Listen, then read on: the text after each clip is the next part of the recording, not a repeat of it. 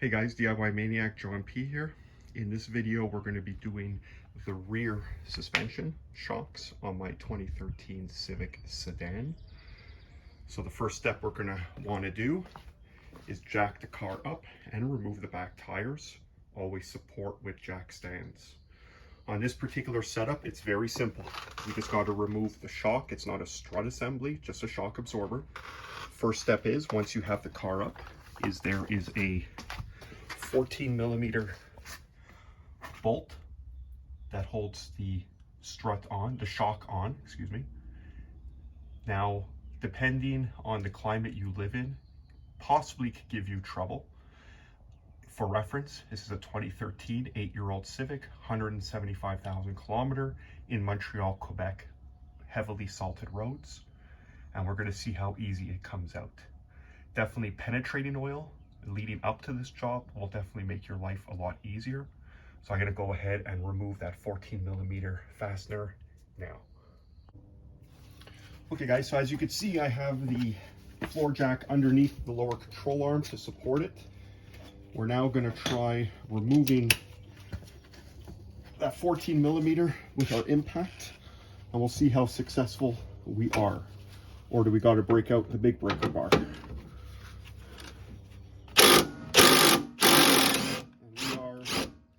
Successful, guys. The 14mm is loose and out. I'm going to leave it in place for now until I undo the upper fastener. I'm going to show you that next. In order to access the upper fastener of the shock, we need to get in behind the cargo liner. The cargo liner could be peeled back, but to give ourselves a little more room, there is a push clip fastener up here we could remove. It's one of those 2-piece clips. So you get in behind the first piece and you pop out, and that's what it looks like. And that will give us just a little more room to get into the trunk to remove that fastener there. So I'm going to go get my tools that I need for that and explain it to you. So once we pull back the cargo liner, what we're going to want to do is remove this nut from the shock. Now, you could try with an impact, but usually what's going to happen is when you try to spin this nut off, the threaded portion, which is part of the shock, is just going to spin with the nut. So what this shock has, and this is a stock Honda shock, has a number 5 Allen that fits up on top that you could hold in place to stop the shock from turning. And then with your 14mm wrench, you're going to loosen the nut. So it might be a little longer procedure doing it this way. You could try with an impact, but usually that won't work. So I'm going to go ahead and remove that nut now. So once you have that nut removed, the shock is released. You're going to want to remove your washer and take note of the way everything is positioned. Dome side down with the flat edge on top. On mine, I put a reference mark. You have a rubber bushing. Now, depending on the components you're going to buy, it might come with a new bushing or not. If it doesn't, you're going to have to reuse this rubber bushing. Now we're going to go back on the underside of the vehicle and remove the shock itself. So now we're back under the car and we're going to remove that bolt completely, supporting the shock with our hand. Take the bolt out, put it aside, and you're going to slide your shock out of its little retainer in the lower control arm. If you don't have enough room to get it out, definitely just compress it by pushing up, and the whole shock now releases. Keeping note how there is a washer and a bushing as well on the underside, keeping note of their orientation and hanging on to them just in case your new assemblies do not come with them. So here we could see on the stock Honda shock, we have the bushing, we have a washer, and as well as we have a sleeve. And actually correct me in the comments below if I'm wrong. I believe the sedan uses the sleeve, whereas the coupe doesn't. But correct me if I'm wrong. With the stock assembly, it looks like that sleeve is pressed on and cannot be removed. So your aftermarket shock should come with that sleeve and washer, and you'll then, and the bushing hang on to just in case your new shock does not come with it. I'm going to go ahead now and do the other side. No need for you guys to follow along. It's just a repeat of what you've already seen. Guys, both shocks are out. I'm now waiting for the new parts to come to put them in. So FedEx showed up on my Rock Auto delivery. So here are the rear shocks I'm going with. They are KYB XLG. There is no left or right for this application, and the part number is 348085. As you can see, the new shock comes with the sleeve, the lower bushing, rubber bushing, and the washer. So you will need to reuse your upper bushing and washer, but it does come with a new nylon lock nut. So I'm going to go ahead now and get that into position. So the installation of the new shock is very straightforward.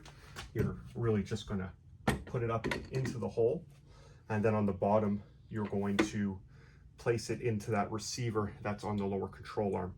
Now, right now, the lower control arm is sitting at its lowest position, so you're going to want to get a jack underneath to jack it up to get it in position. One of the things I like to do is first get the lower one on, so you're not trying to hold it while trying to get the nut on inside the trunk. So I'm going to reposition the camera, get my jack, and we'll take a look at that. Hope I'm giving you guys a good angle here to see. So as you could tell, I have my shock, my jack in place to raise the lower control arm. I'm going to get my bolt ready to put it through. I'm also going to get give you guys the torque spec for that lower bolt. So if you look at rear suspension, lower damper bolt, it's 44 foot-pounds. So we're going to insert the top in, orient our shock in the right orientation. So as we raise the lower control arm, we are going to basically get it right into the place it needs to be. And of course, you know, then it just comes down to making sure you're lining up the bolt, the holes. And as you can see right now, I'm not perfectly lined up. I need to come a little higher. And once the hole in the bracket on the lower control arm lines up perfectly with your shock, you could slide your bolt in, and we're going to torque it to 44 foot-pounds. Remember also, clean up the bolt on the threads, wire brush, put a little anti-seize on the threads and on the shaft where it goes through that shock bushing. Always think of the next mechanic, guys, who's going to have to take it apart. Let's make his life easy. So the lower bolt is put in and torqued to 44 foot-pounds. We're moving back up top.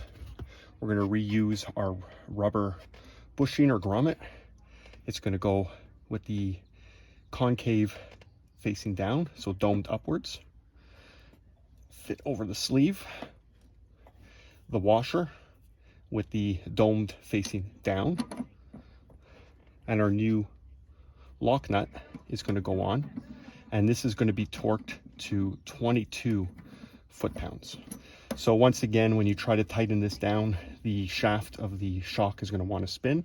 Just take your Allen wrench, use your open end or boxed end wrench, and tighten it down. 22 foot-pounds, guys, is hand tight. Don't overthink it. And that's pretty much it, guys. And then you just, simple enough, put your liner back in, put those little plastic clips, and you're done. So thanks a lot for watching, guys. A rear shock change on a 9th gen sedan non-SI Honda Civic. If you have any questions or comments, leave them down below. Thanks a lot, guys.